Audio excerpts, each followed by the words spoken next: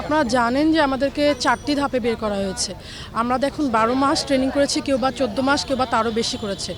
একটা ক্যাডেট, একটা ট্রেনিংরত ক্যাডেট, আপনারা জানেন সাতগাঁ কতটা একটা স্ট্রিক্ট জায়গা, যেখানে আমাদের ন্যূনতম 1 সেকেন্ড বিশৃঙ্খলা করার কোনো মানে আমাদের নজির নেই, বা সেখানে যদি আমরা করেও থাকি সেটার জন্য পানিশমেন্টের ব্যবস্থা আছে। কিন্তু বিশৃঙ্খলার দায়ে যেহেতু আমাদেরকে অব্যাহতি দেওয়া হয়েছে, সেহেতু আমরা এটা একেবারেই অযৌক্তিক এবং ভিত্তিহীন। আমি চাই কর্তৃপক্ষ যদি এটা প্রমাণ করতে পারে যে আমরা এরকম কোনো বিশৃঙ্খলা করেছি, সেক্ষেত্রে আমরা আমাদেরকে যে পুনর্বহাল দাবি সেটা আমরা নিজেরাই করতাম না, বা সেটা আমরা নিজেরাই উঠিয়ে নেব। আমাদের প্রথমত কথা হচ্ছে, আমাদের বিরুদ্ধে আনিত অভিযোগ সম্পূর্ণ ভিত্তিহীন।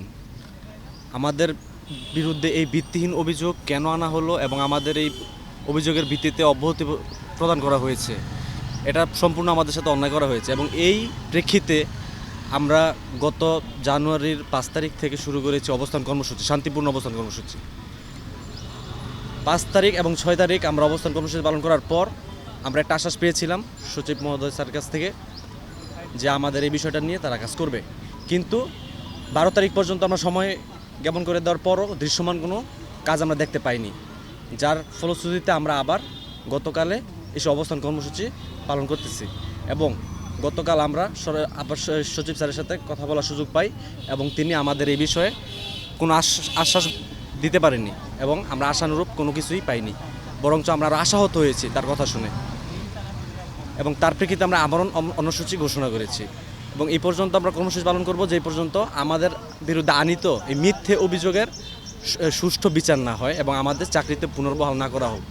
আমাদের জন্য আরও বেটার কি করবেন না করবেন সেটা আমরা জানতে চাই না। আমাদের একটাই দাবি, আমাদের অন্যায়ভাবে চাকরিচ্যুত করা হয়েছে এবং এই অন্যায়ের প্রতিবাদ হিসেবে আমরা আমরণ অনশসূচি ঘোষণা করেছি।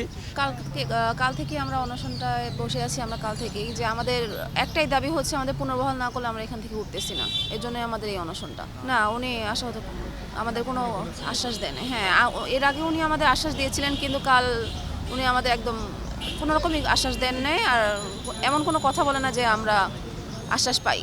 আমরা অবশ্যই আশাবাদী। সরকার পক্ষ আমরা কালকে যেহেতু আমরা কোনো রকম আশ্বস্ত সেরকম পাইনি, সে কারণে আমরা বিকেল 4টার পর আমরণ অনশন কর্মসূচি দেওয়ার জন্য বাধ্য হয়েছি এবং আমরা এখন পর্যন্ত আমরণ অনশনে আছি এবং আমরা আশাবাদী হয়তোবা সরকারের সদয় দৃষ্টি আমাদের উপর পড়বে, আমরা হয়তো আমাদের আবারকে পুনর্বহাল করা হবে।